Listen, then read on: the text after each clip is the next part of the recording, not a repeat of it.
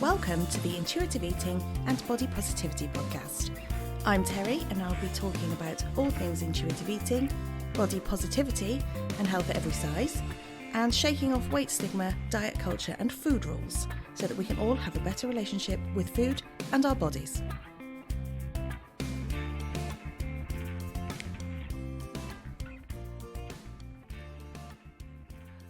I have no idea how today's episode is going to go because in setting up I have already knocked over my microphone 3 times, pulled my earphones out of my ears several times and struggled to launch the computer program, the program that records it. So, we'll see. Oh, it'll be fine, won't it? There may be background noise today. Blimey, that sounded Herefordian, didn't it? There may be background noise today. Because, again, it's hot here. It's hot in the UK today, so the windows are open. In the absence of a studio with air conditioning and soundproofing and lovely things like that, I am recording from the house, again, with the windows open, so there might be noise. It is what it is. Does anybody really care? I think not. Last time I mentioned the weather in this podcast, I said, it's so hot here, and I know that you all have weather hotter than me, but it's really hot here.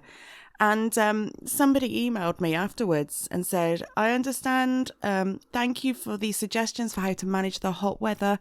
Here it is, and it was over 100 degrees, which to us here in the UK is the equivalent of about 40 degrees, which is so hot. So I don't know what you're working in degrees wise, whether you're working in Fahrenheit or Celsius, but I was like, that is hot. Whoa. Here we are. I think it's mid-20s at the moment and it's hot. So to hit kind of 40 degrees is ridiculously hot. So hot. So look after yourself. If you haven't listened to it yet, go back and listen to the episode about how to manage summer, how to manage your bigger body in summer and how to make yourself more comfortable. Some nice little tips in there, if I do say so myself. Today, I'm going to be talking about success in intuitive eating and body positivity. When you're on a diet, you're always measuring something, aren't you? You're always measuring weight loss or inches and centimetres, whatever metric you work in. We're always measuring some kind of loss to our body, aren't we? Weight loss, size getting smaller, clothes sizes changing, that sort of thing. There's always things to count.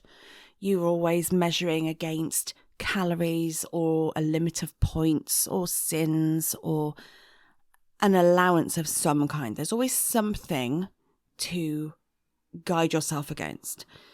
If you're exercising, for example, and you have a plan that says you have to do X amount of exercise, then it can be things like counting steps.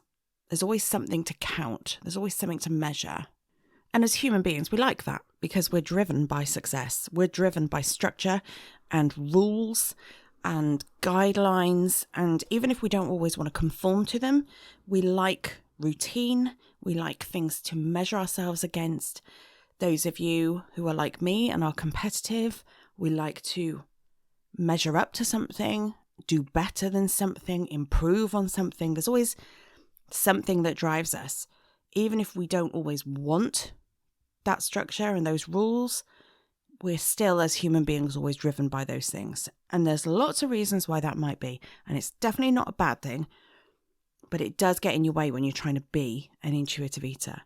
Because you don't feel like you have that control anymore. You don't feel like you have the rules and the guidelines and the limits that tell you how much you can eat and how much you should eat and how much you shouldn't eat and what you should eat and what you should not eat. All those things. And you're kind of left to your own devices. You're left to figure it out for yourself and decide what you want to eat and when to eat it, how to eat it, how much to eat. Did I say that already? I don't know. But there's all these things that just feel a little bit loose.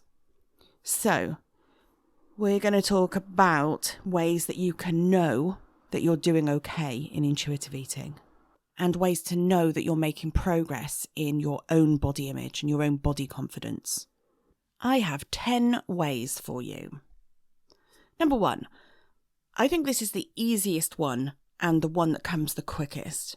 When we start intuitive eating or we start trying to improve our body confidence, one thing that is very easy to do and a nice thing to do is to start noticing social media and adverts that are basically fat phobic. They're weight stigmatizing. You start to see them. The more that you know how bad dieting is, you know how bad diet culture is, you know how bad beauty standards are, the more you start to see them. And do you now catch yourself kind of rolling your eyes at these things? Do you start now seeing things in adverts and in social media that makes you look at it with a attitude of, for the love of God, what is this nonsense now? And you start cleaning up your social media feeds. You start disposing of those accounts that you're following that are promoting these messages. When you have a good social media feed cleanup, it is the best. You get rid of anything negative. You get rid of the stuff that does not bring you joy. When you have your social media feeds, you should open those apps and they should bring you positivity and joy and good feeling, good vibes. That's what you want in your life. You don't want stuff that makes you feel negative and feel down about yourself. So when you start eye rolling at these things and pulling them apart and even questioning them, when you start even wondering if the messages are real in the first place, it's the best, because it means that you are taking note, you are ingraining intuitive eating into you and everything that it speaks for. And it's so good.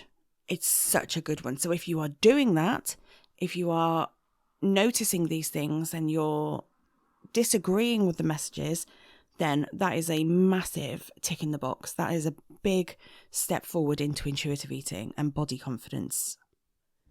Number 2, throwing out resources that you have around your home.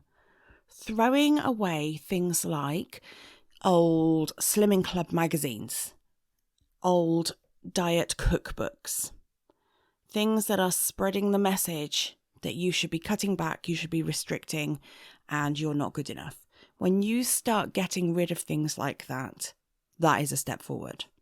When you start throwing out the bathroom scales, even if you're not throwing them out, if you are making the effort to hide them, to put them out of reach, to make it difficult to weigh yourself, or you just stop weighing yourself, but the scales are still there, that's a big step forward. Those resources that you've got knocking around your house, they're no good for your mental health. They're no good for your approach to your body. They're no good for your approach to food. And when you start getting rid of them, that's the best. I particularly like throwing away cookbooks that are branded by Slimming Clubs. And I know that's very wasteful. I know that sounds very wasteful. But for me, I think it's important that people don't get their hands on these books. I would never throw away a standard recipe book. I would, if I didn't want it anymore, donate it to a bookshop or to charity or pass it on to a friend or a family member. But slimming branded cookbooks and recipe cards and magazines and things like that, they're going in the bin, because I don't want other people to have their hands on them. I don't want other people living in that misery. So they go in the bin. I would like to see, please, from you, your very finest creative way of disposing of these cookbooks. What are we going to do? We're going to put them in the chimney in the garden to keep us warm at night while we're sat out having a glass of wine. What else could we do with them? They can just go on the fire in the front room. I don't know. Can you do that? Is it a bit smoky? I don't know. I don't know if you can do that. Please don't do that and fill your house with smoke. What else could we do with them? Maybe we could submerge them in a vat of acid. Wow, that's extreme, isn't it? Well, you tell me. Share, please. Send me some photos of you disposing of your cookbooks and your magazines and things. I would love to see the most creative ways that people are doing that. Number 3. When you start recognising what beauty culture and diet culture say are the ideals, and you start rejecting them, that's a step forward. I don't think this is such an easy one because I don't think it's blatantly obvious.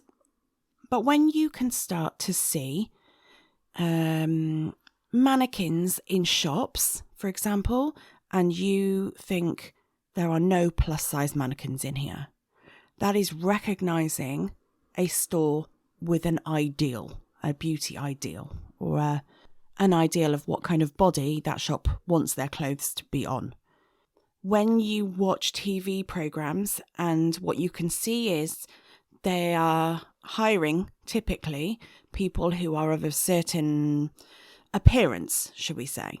So they're going for typically thin, quote unquote, beautiful people that look a certain way, they're made up, they're dressed a certain way. When you start to see people like that and realise that actually there is no variety in the people that this show is casting, that's a really good sign that you're starting to see these things in everyday world around you. Love Island is on at the moment. I don't know how many of you listening have Love Island. Here in the UK, it's a massive thing. I don't know if they do it around the world. Do they? I don't know. But basically, now I'm going to guess at this a little bit because I don't watch it, because I don't agree with it, for reasons which I'm about to say. Love Island is a show where they put single people onto an island, supposedly, in the hope that they will couple up. So it's basically a glorified dating program. But these people that they cast for this show are always very aesthetically pleasing, shall we say. And for that reason, I cannot bear it. It is reinforcing all of those horrible messages. So when you start seeing things around you that are beauty standards and diet culture spreading their message, and you start to reject that, that is progress. That's real progress. And I talked there about clothes shops and mannequins and things. And that leads nicely on to number 4, buying clothes. And actually clothes in general, your approach to clothes in general.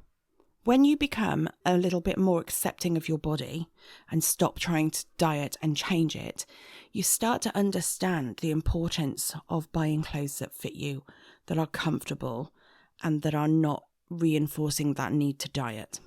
And I think for everybody who does intuitive eating, there is a point in time where there is a change in the way that clothes are starting to be bought. And it might just be a one-time thing, or for you it might be right, this is it, big change, no more. It might be a big overhaul. It might be throwing away clothes that don't serve you anymore, that make you feel bad about your body, that make you uncomfortable. Or it might be a gentle little bit by bit process where you maybe get rid of one thing because that's all you can bear to part with right now.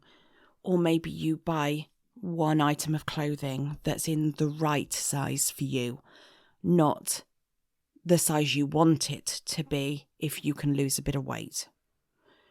Maybe it looks like throwing away the clothes that are in the attic because you're not going to get into them unless you seriously diet and restrict. Maybe it's buying the right size clothes. Maybe it's about accepting that you need to go up a size. You don't have to be happy with that, but you're doing it because you know it's right for you and your body. Maybe it's about cutting tags out of clothes, because it doesn't matter what size you are, because the clothes are supposed to fit you, not the other way round. So it doesn't matter what size they are. If they fit you, that's right. And so it doesn't matter. You can cut those labels out. There are lots of ways that you can approach buying clothes, wearing clothes. But when you start to do that, when you start to have some acceptance for that, and you start to make those changes, no matter how small, then that's a success. That's real progress, because it is a big thing to do. People really underestimate how difficult it is to accept that you need to wear bigger clothes, to accept that you need to wear a different style of clothes, for example, or to try out new clothes, to wear something you would not have worn before. It's a big deal. So if you are doing things like that, then go you. That's amazing, because that's real progress. Real progress. Number 5, when you start noticing your hunger and fullness. It's amazing. Dieting teaches us nothing about managing our appetite, our satisfaction, our hunger and our fullness, because we're given rules, restrictions, regulations, limits, things to count, and we just work to this plan, and we quite often will do actually everything in our power to make the most of the allowance that we've been given. So you find ways to tweak things, to change things up so that you get more bang for your buck, more food for your allowance. And in that time, what you're not doing is thinking about what you want to eat, whether you're hungry, whether you're full, whether you're satisfied, whether you're enjoying the food. You're just trying to eat because you're hungry, and you're just trying to make the most of what you can have. So when you stop dieting and you start intuitive eating, it can be really hard to notice those hunger and fullness signals, because they've been hidden away for so long that you don't know how to feel them. And that's okay. That's not a problem. It can just take a little while to get them back, to get back into touch with them. So if you're in that place where you don't know what it feels like to be hungry, and you don't know what it feels like to be full and satisfied, to suddenly start feeling that is the best, because it's like your body's waking up, and you kind of realize that this is what it's supposed to feel like. So never mind counting numbers, counting calories, counting the amount of pounds and kilos you've lost. Never mind counting things like that. It all means nothing, because it's not your body. It's not you listening to your body. When you notice this hunger and this fullness, and whether you're satisfied or not, that's the best, because that is you being in tune with your body. That is you understanding what your needs are now. Such a big tick in the intuitive eating successes box, for sure. Number 6, I like this one. When you start thinking about old diet foods and then you start talking back to them. We've all got foods that are synonymous with dieting, haven't we? There are always foods that we associate with dieting. So, for example, quark. Oh, all right. Do you know what quark is? It's a weird dairy product. It's supposed to be a cheese or something.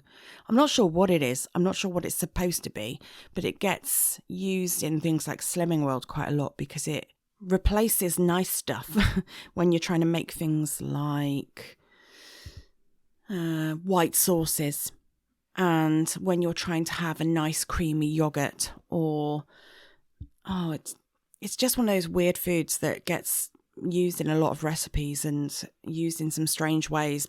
Another one for me is overnight oats. So that was a big one on Slimming World.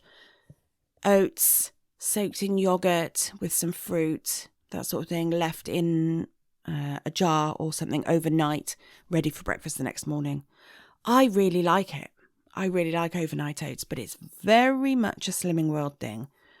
So for me, overnight oats will always relate to dieting. Now, the key is when you start noticing these things and start talking back to them.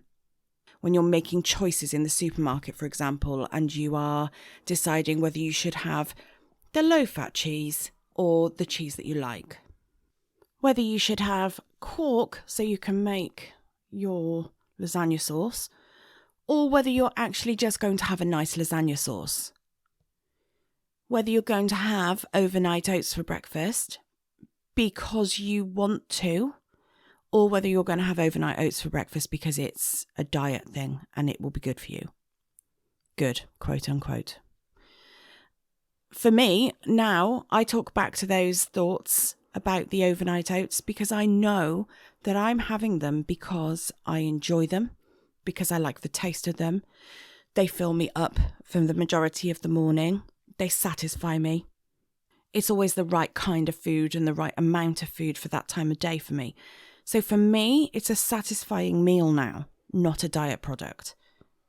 And so when you start noticing these things, when you start pulling out these thoughts about when a food relates to a diet for you, and you start to say, hang on a minute, that's not the case. I'm going to have this because I like it.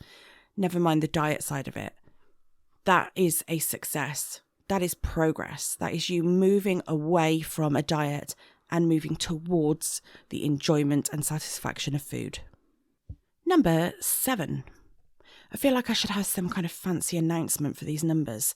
A little jingle or a bell or something. Number 7 is when you start to have a better relationship with exercise.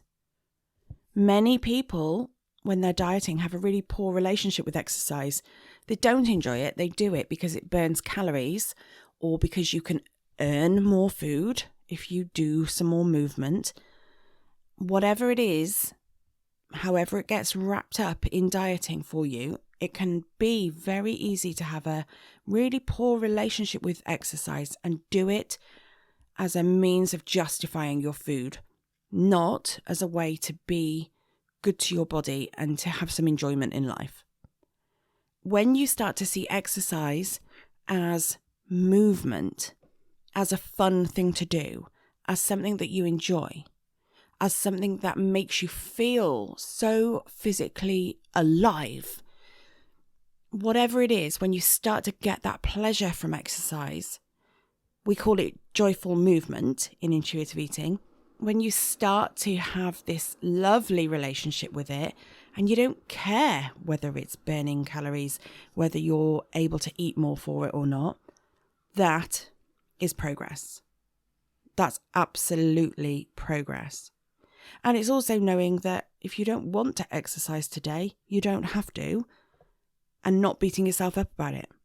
That's such progress. So if you can recognize that in yourself and recognize that as a change, it's definitely progress.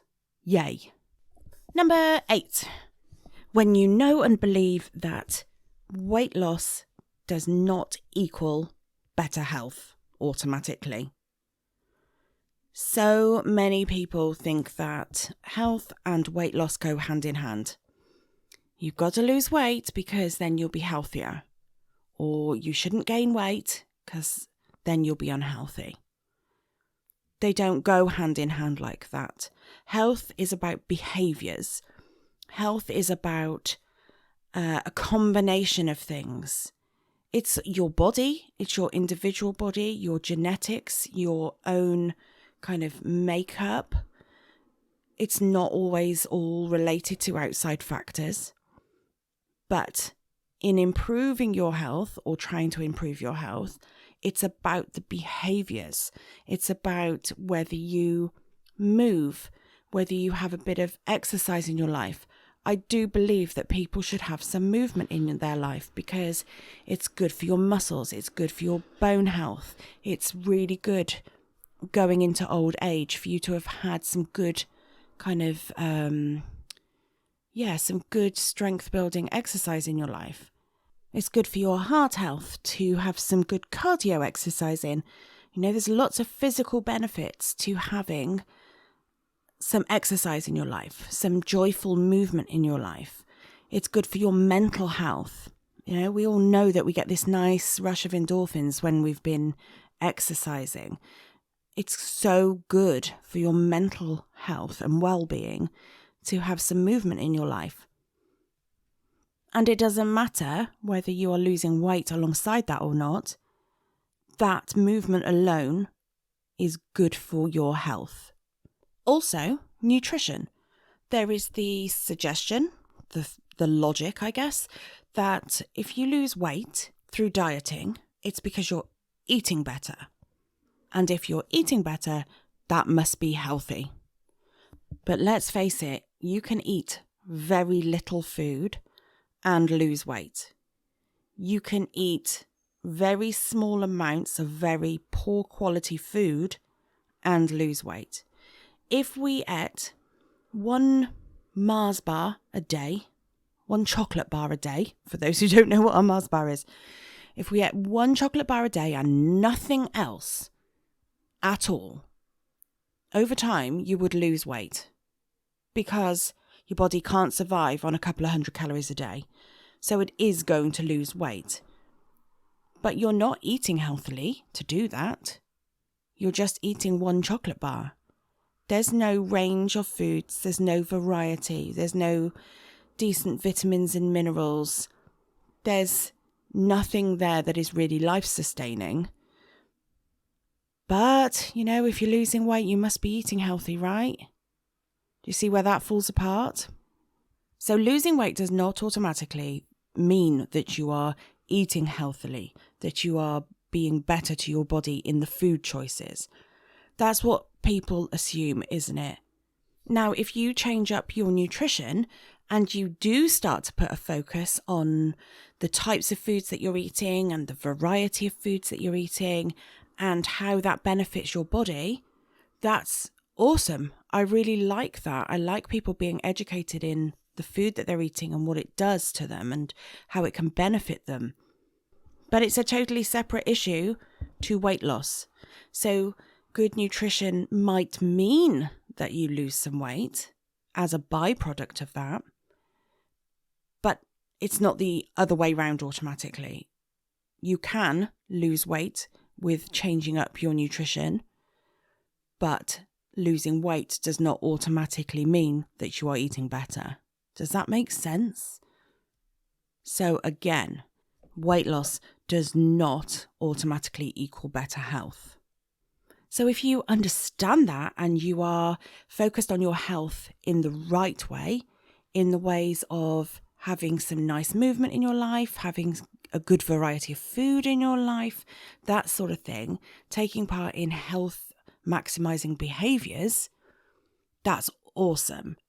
And if you are doing that without the focus on your body weight, if you are doing that without the focus of getting smaller, losing weight being the goal, then that is a massive step forward. That is a big, big thing. So great big tick in the success box there for that one. Number 9, if you are starting to turn down food.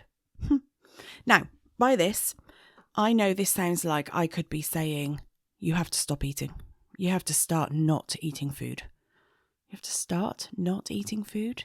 Yep. That's it's almost a double negative situation, isn't it?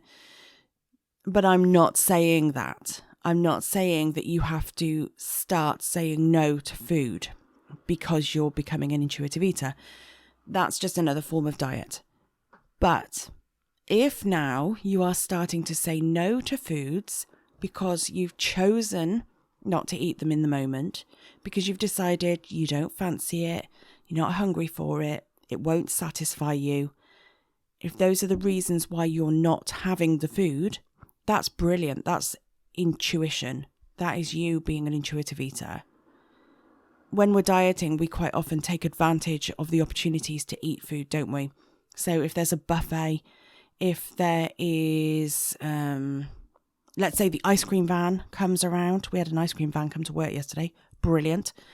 If you are dieting, you will quite often take advantage of those situations because it's almost like you don't know when the next time is going to be that you can have that food. Panic sets in and you're like, I have to have it now because if I don't, when am I ever going to have that food ever again?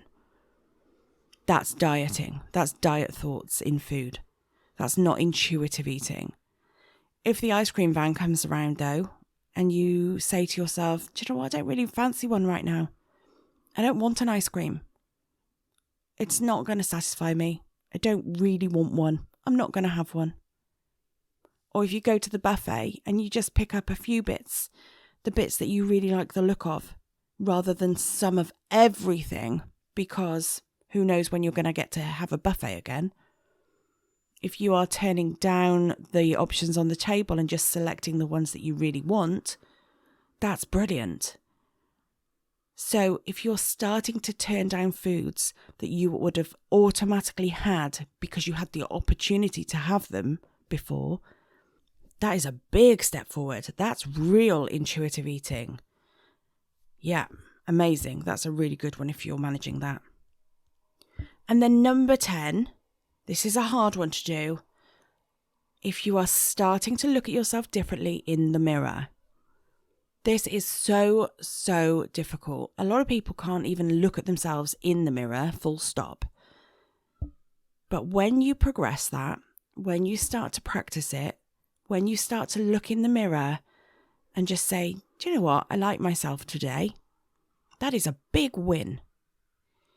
Even if it's not a full length mirror, maybe you just sit and you're doing your makeup ready to go to work. And you look in the mirror and usually you would criticize yourself. But today you say, you look good today. That's a big win.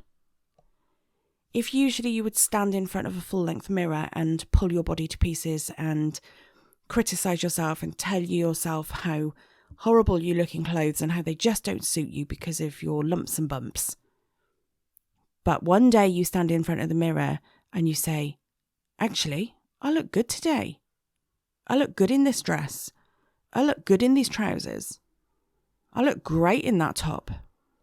Then those are big wins. Massive wins, because they're so difficult to do. We're so critical of ourselves that it's really hard to compliment ourselves. So if you can start to do that, if you have done it even just once, that is success. That is progress in your body confidence for sure. So there you go. How many do you think you can tick off? So let's just have a quick recap. Eye rolling at ads and social media, cleaning up your feeds. That was number 1. Number 2, throwing out diet resources like cookbooks and the scales and things like that. Number 3 was recognizing beauty culture and beauty standards and diet culture around you and starting to reject them and know that they're not okay. Number 4 was a different approach to clothes. Maybe sorting out your clothes, maybe accepting changing your clothes sizes, that sort of thing. Number 5 was noticing your hunger and your fullness signals when they start to come back, starting to feel them. Number 6 was how you think about dieting foods and starting to answer them back and making your food choices based on what you want to eat and not what you think you should eat because a diet says so. Number 7 was having a better relationship with exercise. Not exercising because you need to earn some food, but instead just getting some joyful movement in your life. Number 8 was knowing that weight loss does not equal healthier automatically. Understanding that and understanding how nutrition can work really well to be health maximizing, but it doesn't necessarily mean that your nutrition is better just because you've lost weight. Number 9 was when you start to turn down food because it's not panic stations have to eat it now. You just decide that you don't fancy it. It's not satisfying. You're not hungry for it. And when you start to turn down food rather than have it because it's the opportunity there. And number 10 was starting to look in the mirror slightly differently. To have a bit of an appreciation for yourself, to be a bit kinder to yourself, to find something that you like about yourself. How many of those can you tick off? I hope it's loads. But it can also be that you come back and listen to this episode in 6 months, say, and see the differences that you've made. If you're really early in your intuitive eating and body confidence journey, Maybe you can't tick off any of these yet, or maybe it's just one. That's fine. Maybe you'll come back to this episode in a few months and you'll be amazed because of all the ones you can actually say that you're now doing. I would love to hear that from you. And just remember, we're always aiming for perfection, but we don't need to have that. You don't need to tick off all these 10 things. You don't need to have achieved something set in stone to have made progress. You don't have to have numbers as targets. We're always aiming for perfection, but you really don't have to have that. Step by step, bit by bit. Every small step you take and you can acknowledge in intuitive eating is a step away from dieting. So remember, on your way is still success. You don't have to have completed something. Well, how annoying. I just had to stop recording for a few minutes because the guy over the road has got a moped and his mate turned up with a moped. And so they sat outside with the engines running for several minutes talking. Look, guys, just either get on your bikes and go or turn them off. Don't they know I've got a podcast to record? Right, I have rambled on for 36 minutes. I will leave you to your day. I hope it's going to be a good one. I hope it's going to be a good day. It's a good day here. It's still sunny. It's still hot. So I'm going to go and make the most of that. Sit outside, get some sun, get some vitamin D in. Sounds perfect. Before I go, though, if you are listening to this in kind of real time, and by real time, I mean if you're listening to this just as it's coming out, you might want to head over and have a look at the link that I've posted in the Facebook group and in my Instagram bio. Have a look at that because I am changing up my membership. I think I've talked about this before, but I'm really changing up the membership. I have done a video of a walkthrough of what the membership is going to look like. So if you want to have a look inside the membership, go and have a look at the link. It's in the Facebook group. It's on the Facebook page. It's on my Instagram bio. There's a link there. You can go and have a look around. I talk you through it and then I tell you what it's going to look like going forward. Alongside that, and this is the good bit, this is the really good bit, I'm giving somebody the chance to win 6 months free membership. Unlimited, so I'm not going to say you can have some membership, but you're not allowed this, that, and the other. You're going to have complete membership for 6 months. So if you want to be in with a chance of winning that, there are lots of ways you can do it. There's lots of ways that you can earn lots of entries. So go and do that, but also do it because, and I haven't announced this yet, so this is just for you lucky little podcast listeners. If you enter the giveaway and you don't win it, then I'm still going to be sending you a ridiculously good offer. I'm going to give you your first month for £1. £1. So you need to have entered the giveaway so that I've got your details so that I can put you on the list to receive the offer information. So enter the giveaway because you might get 6 months free. And if you do that and you don't win, then I'm still going to send you an offer so that you've got a month for £1 anyway. What have you got to lose other than possibly £1? And you're not losing £1. You're going to invest £1 in yourself. It's only £1. Oh my God. What can you buy with £1 nowadays? For those who work in euros, that's €1.18. I just checked. Today's exchange rate, that's what it is. €1.18. And pretty much the same for dollars. US dollars, $1.20. $1.20. What can you actually buy with that? Other than the first month of my membership. So get on the list. It's in the social media places that I've told you about. There's obviously also going to be the link in the show notes. Get involved. Enjoy the rest of your day. Have a really, really, really great day. And I will speak to you next week. See you later. Bye.